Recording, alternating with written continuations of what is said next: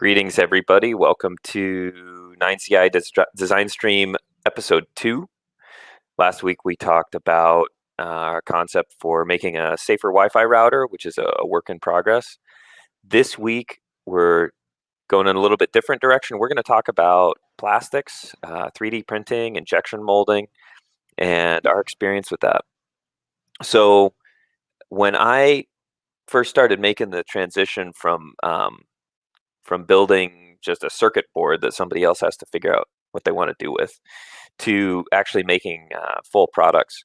The first thing that we did, that I did with Bruce, was we went to Hammond Manufacturing, and we found a case that was kind of the right size, and then we figured out how to fit the circuit board in the case. And then Hammond has a really neat service where if you need the case customized with holes for switches and speakers and all sorts of stuff, connectors, they'll do that for you. You tell them, I want holes here, here, here, and here, and they'll take their standard case and they'll machine it for you at a fairly reasonable price, especially in large quantity. So many of our products and the products we've made for our customers use a standard case that's been machined. But as we've gotten into more and more custom stuff, especially things that need to fit into a particular place, or they need to have the minimum possible form factor, or they need to be strong, or whatever the requirement is, we've had a need for custom parts. And the obvious direction to go for custom parts is 3D printing. The challenge with 3D printing is if you want to make 1,000 or 5,000 or 10,000 of something, it starts to get expensive. Like, the prototypes are cheap to make relative to molding. Molding's real expensive for the tools. You just need actual tooling to be done, and you need all the parts to come out the same, and you need them relatively quick. And so Corey from MatterWorks did a lot of our initial 3D printed designs of prototypes, and then he recently took one of our 3D printed designs and transitioned it over into an injection molded design. And the results have been phenomenal. He's going to show you the case, the 3D printed case and the injection molded case, and talk about the challenges in moving from being a company that uses other people's cases to 3D printed cases for prototypes, to that big leap into spending 10 grand for injection molded tooling and having it come out right and having the product look good. So Corey, do you want to take us through the transition there in your experience? Yeah, so when I first got started, I was working on unmanned aircraft and specifically payload integration. So my company would work with some researchers, and they had some kind of instrument, and there'd be one or two of them, and sometimes in existence. And then we would adapt it to fly on one of a couple aircraft that university had. And so 3D printing was great because we only needed one or two, maybe three of the final product. And usually it'd get used once, and then it would sit on a shelf, and a paper would get written. And so 3D printing was really good because we had to iterate many times, or several times, to get the design working. And then we didn't have to manufacture it. So when working with 9CI and David, it was a very different situation where it's like, okay, we got some 3D printers and some parts, but now we got to make hundreds, not one or two. And so my first design was this 3D printed box, and it's got a little connector in there, and you can see all the layer lines. And this one, it has a couple degrees of draft angle built in. Actually, what is draft angle? Okay, so to get into injection molded, with 3D printers, you can make any type of part or design, sometimes unsupported, and you just hit print, and generally it comes out. With injection molding, everything has to be able to clear the mold. So if you have overlap, it'll get hung up as the mold ejects the part. So, and then even flat surfaces will create a vacuum and the part will get stuck, which wears So the molds out. this is like with 3D printing, it's like you're squeezing, it's like a pasta maker, basically. Mm-hmm. And it can move around and make any shape. With injection molding, it's more, it's like removing, Jello from a Jello bowl or something. And so the mold has to be able to pull straight off the part because the part freezes in place. Yeah. Also with 3D printing, there's no interference with the part and the machine because most of the part has not been generated yet. So you're building the part. The machine can, when the part starts, the machine is where in the space where the part will finish. And with injection molding, it all happens at once. So in your models, while you're designing your parts, you have to think about where the molds will be. So a lot of my projects, I would just design stuff with no draft angle, which is a lot easier. It makes it easier to modify stuff. And if you don't have to do draft angle, I wouldn't recommend it. It just slows everything down. It makes things harder to edit. So draft angles where you create everything goes from being like if you have straight walls, you put a little bit of an angle on them so that the solid mold part that sits in here can pull out. It doesn't get stuck. Right. And what's happening is at that, if it's vertical, you're pulling your part out. It's in shear. You're getting an airspace. You're trying to create an airspace at the bottom. So if you angle it just a little bit, your part is actually separating as it goes up, and then the air can get in and it helps the part release. So I started on any project that I thought would. So I read an ebook or two and read some design guidelines on injection molding. Proto Labs has a good. They have some papers on it, and I'll find the ebook that I read. It's pretty short, and it just talks about. It's a good primer on how the bolts work, ejector pins, core side pulls, and stuff like that. Also, watching some YouTube videos on how plastic flows, but more how the molds release and how the machinery works. It will help you if you can visualize that going on.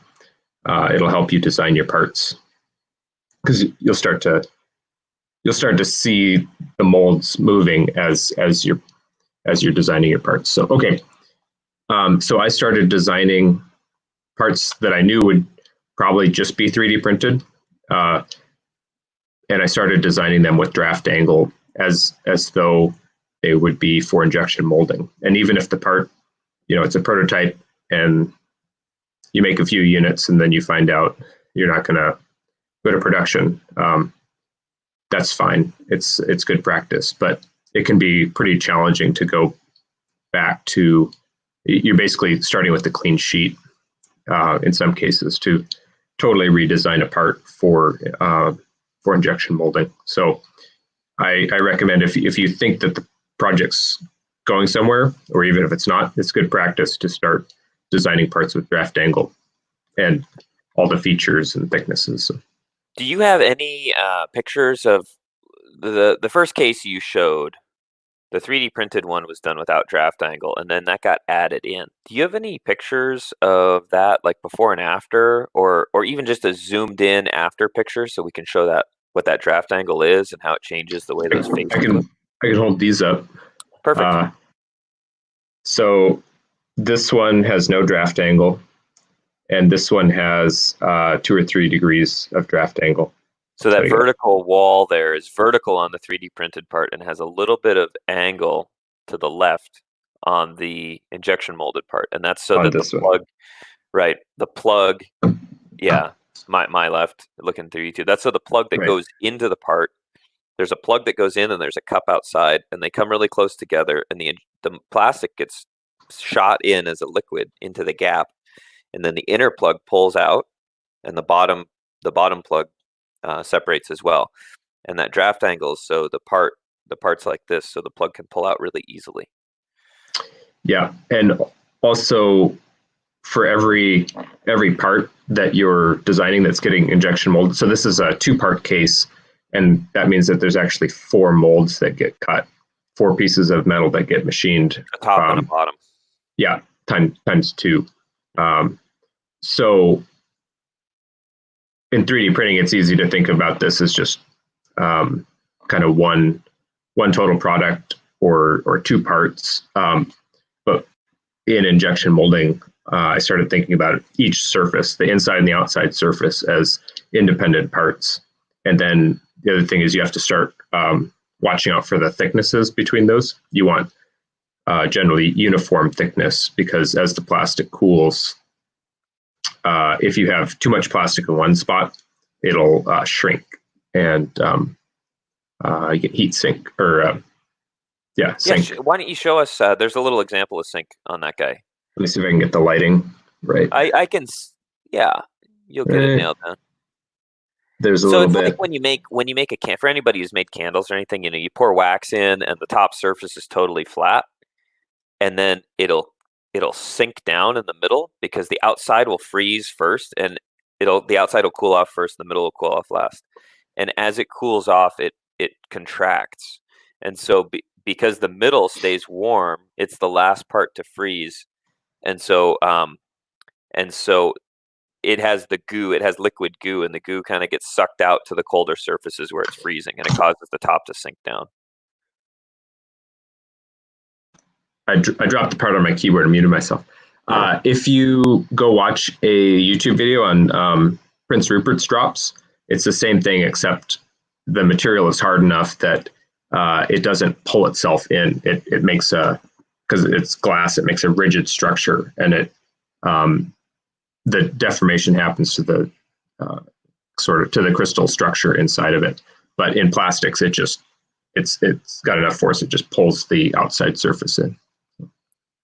Yeah, and that's from it being too thick, so it doesn't cool off uniformly. Right. So if you, in this case, if you look that's a good shot of it there. Yeah, you got some good glare on it. Yeah. The sink is right above this fastener down here. There's a post. There's a screw that goes up, and there has to be some material for those threads to engage with. And just because of the geometry of the case, there was no good way of eliminating that little chunk of plastic that sits at the end of that screw hole. But overall, from prototype, I think there was 2 or 3 versions of this to the final one. The design didn't change a lot, but parts of it did, and the dimensions are the same, but a lot of it was kind of clean sheet design because I hadn't put draft angle in to begin with. Do you have any drawings of that? Or you got some drawings you're gonna share now about the Proto Labs design review process? I'll bring that up if you want to talk for 20 seconds. I would love to. So I have the Proto Labs design cube. Proto Labs is who we use for our injection molding. They have this thing. It looks like this. It's a plastic cube. Apologies for my lighting in here. I know it's not good. Anyway, this cube unfolds, and it shows you all sorts of features that you're going to need when injection molding. So here, it says too thin. There's 50% thickness and 50%. Then this is 25%. And you can see how there's a hole there where the plastic came through. Then here, this is that sink problem that Corey was talking about. I'm going to get these oriented more or less right. Okay, now see how this one right here, it dips down just a little bit. It's not totally flat. It's hard to see, but it does. There you go. Dips down a little bit. This one doesn't. And so this one says too thick, and this one says cored out. So with this design cube, we can look. Okay, we're going to look at the other side of these. See how this one is, when they say cored out, they mean it's hollow inside. And this other one that they say is too thick, that's this one's cored out. This one's too thick. See, it's not hollow inside, so it's solid. This one's solid plastic, and so when it cools off, it sinks like that. That's what Corey's talking about. This is what you try to do. They have an example of how to do screw bosses. Here we go. So this is an example of a bad boss, and it's bad because see how much plastic there is around it? It's solid plastic, so it's going to sink. It's going to sink a little bit on the corners. You can actually see that in the design cube. It's hard to see with this. There you go. You see a little bit of that dip. These are good, well-designed bosses. Here we go. It's hard to do. Well-designed bosses. So the screw hole is there, and there's just a little bit of support material, and the wall thickness is uniform everywhere. This is a lot like, it's a lot like pasta, actually. When you extrude pasta noodles, you want them to be about the same thickness so that the noodle absorbs water in a way where it becomes uniformly hydrated. Otherwise, you'll get noodles that are soft on the outside and crunchy on the inside. Pretty much the same problem. So that's what Corey's talking about. And in this case, because our screw boss was directly in the corner of the case, a lot like this one, it was just hard, like this one here. It was hard to do without there being a lot of support plastic. So we got a little bit of sink on the case, but yeah, it doesn't compromise the structure or anything like that. It had to do with intersecting that that angled surface. Yeah, so you got the core going up, or the boss going up, and then it terminated in that at that sloped surface, and it just ended up with some plastic in there. Yeah. Yeah, those design cubes, they're free from Proto Labs, free if you don't mind getting subscribed to their marketing material, which is fine. And yeah, just spend a couple hours. I found when I was designing parts, I had my calipers and I was measuring things on the design cube, and it's just really nice to have that hands-on and looking at it. Learn a lot from. You can learn a lot from going through things that you take apart. I have some parts, as I now look at things differently, and so I'll take things apart just to see how they were molded, and so that you can learn a lot from that as well, and lots of little tricks. For sure. But the design cube is a great tool to have. So yeah, so this is a part I submitted to Proto Labs, and they have a really great design check tool. And it, after you upload your part, you get things that you have to change, things that they recommend you change, and then just info. So you design for molding, and then you upload it, and they check to see if you did everything right. Right. Yeah. And depending on the part, it can take either a couple hours or it'll come back right away. Mm-hmm. So what we're seeing is really two parts. The dotted line is the part I submitted, and the dashed lines indicate original geometry. So the problem here is that I didn't leave enough space between these two features. So they're saying, hey, just shrink this boss a little bit. And that's so the tool, the metal tool that's the other side of the mold, will be able to be machined and be strong, so it can be used many times. Yeah. Again, you have to think about each one of these surfaces as being a different machined tooling part. Or there's a negative to each positive that is the part. Yep. Yeah. Right. So this was just a little mistake I made. This was supposed to be terminated at this face, and it wasn't. So they said that that's going to, it looks like from this, they're putting the parting line on this bottom surface. Parting line is where the parts separate. The two halves. The two halves, yeah. So that's an easy fix. So this is alerting that there are some thick areas, and this will cause that sink problem. So this just means that you got to hollow things out and remove the little material. Otherwise, yeah, you get those those little holes. Same thing there. So the dark blue are the sink areas, and with a little bit of carving, you can get those down. Basically, make the plastic so the final product has uniform thickness everywhere, so it all freezes into a solid at the same rate. Right, and from what I understand, it's not so much the total thickness, although the thicker your part is, the longer it takes. It has to sit in the mold while it's cooling, and then the fewer parts per hour that can be produced, so that the higher the cost, because the machine's got to sit there with the mold open, cooling.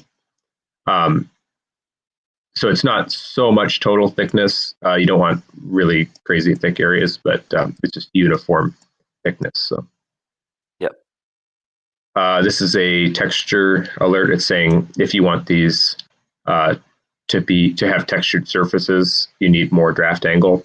I set this draft angle to 2 degrees, which is kind of the minimum. But this is all internal stuff, so I'm not too worried about the texture there. Mm-hmm. This is the layout of the ejector pins. So these are pins that sit in one side of the mold. And when the mold separates, these pins come and they pop the part out. And you can look for these on, my camera's not on. Yep. You can look for it on, that's fine. No, you're good. It'd be cool to see. Okay. Check it out. Let me find the light here. They're those little circles, right? Yeah, they're like, well, it's not showing up. There's none on that surface. Okay. This is a little bit bigger. There you go. Should be right there, right in between. I have a Hammond part. Let me see if I can get my There you screen go. dark enough. Yeah, those little circles there. You can see these this. guys here. And you'll see these on the inside of most stuff you take apart. So there's a bunch of ejector pins here. So what those are is there's a metal mold that's the other side of this. And then after this freezes in place, there's a machine that pushes on all those pins, and then it kicks the frozen plastic out. Yeah, you can see there. It's just another one of those things you can start looking for, and you'll see them everywhere. Mm-hmm, mm-hmm. Let me go back to your screen here. And okay, so we got ejector pins. This is saying that there will be material under this, under that pin there. The gate layout, this is where the plastic comes into the part. One thing to watch out for is you get a little, I forget what it's called, but there's a little tiny remnant of plastic that sometimes will stick out a little bit. And for tight clearances, you might have to go in with a knife and just cut that little tip off. The other thing you can do is recess where the gate is. You can drop it in like 1/10 of a millimeter or something, and just tell them. What's the gate all about? The gate is where the plastic enters the mold. So there's a big inductively heated chamber with a screw, and every time they shoot the part or inject the plastic, the plastic squirts in through the gate. And so if we just saw that the gate was on this side, this is a simulation of the plastic flowing in. Oh, cool. And then it shows you the pressures at every part of the mold. Do that a couple times. That's cool. What does that? Yeah, what does that look like on the back, so we can see those features fill? They feel pretty nice. Yeah. Right. So there's this thing called I think it's called knitting, where if you have, say you had a big hole all the way through the part here, the plastic would have to go from 2 sides and then reconnect, and it never quite. You can see parts that have that. There's like a little interface, a little boundary layer where the different each blob of plastic as it comes around that feature has cooled a little bit, so they never really reconnect as well as continuous parts. Mm-hmm.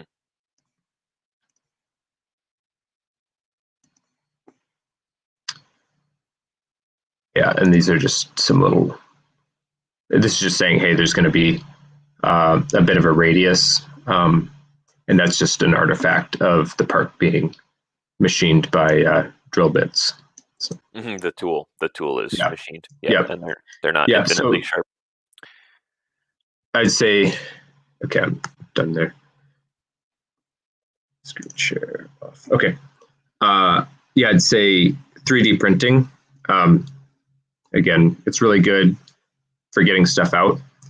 It does not scale very well. There are places where you can get things manufactured on 3D printer farms, and they have robot arms that grab the parts. But you're always going to pay more for that than injection molding over enough parts. And but the design is, I would say, the design is very forgiving. When you're 3D printing stuff, and then when you're machining stuff, you have to think about, where the tool head will be, and can it get in. And then injection molding, you have to think about the machinability of the mold, as well as the I guess releasability, or how the part will come out of the machined mold. So it's kind of the two steps to think about there. Right, and so the payback for us on most of these injection molded parts is it's around 1,000 to 2,000 units, somewhere in that range. No matter how big or small the part. That's where, if you're going to 3D print, it would cost the same to 3D print 1,000 units as it would to injection mold 1,000 units, including paying for the tools. These halves of the mold. But then that's your break-even point, is 1,000. After those 1,000 units, the cost of injection molding is 4 to 5 times cheaper than 3D printing for what we're doing with polycarbonate and ABS plastics and things like that. So there's some tremendous cost savings if you're making more than 1,000 of something. And your screw holes are a little bit stronger and more precise. Like if you need plastic screws to really bite consistently, it's going to be nicer. The surface finish is better. Most of our products end up with labels on them. And the injection molded parts, not only are they smoother, but they don't have any residual powder or anything on them. So the labels stick better. Adhesive pads stick better. So there are some other advantages to molding besides just cost. Yeah, one of the other ones is in the domain of part strength. 3D printed parts are weak in one axis, because you have X, Y, the plastic's put down, then it goes up, and Z, and you always have a break, or you're likely to have a break at that layer, along the layers. So 3D printed parts in tension will break along the layer lines, and injection molded parts they don't have that problem. So a lot stronger. Mm-hmm. They're also formed under higher temperature and pressure, so no air inside. Yep. Well, very cool. Thanks for taking us through that. And as we do more injection molding, we'll have more videos like this. In particular, we're looking at using some biodegradable plastics on future designs. Right now, we're just using stuff like polycarbonate and ABS, which are pretty standard plastics. But we're looking at some biodegradable plastics. We're working with our injection molder to see if that'll work. And if there's any unique requirements for that, we'll do another video and go through that. Yep. Very cool. Thanks for taking us through this, Corey. Yeah, sure thing. Where can people find you? Your MatterWorks. Where can people find you? MatterWorks.design. It's just the two words together, MatterWorks .design. Okay. I just put that in the live chat. And so you can take, if somebody has like a 3D printed design out there and they want to get it injection molded, you can hold their hand through that process. Yeah. Cool. Yeah. And yeah. Very cool. Well, that is it from us for this week. We'll be back next week with Designstream 003. Thanks for joining us, everybody. See you later. Bye.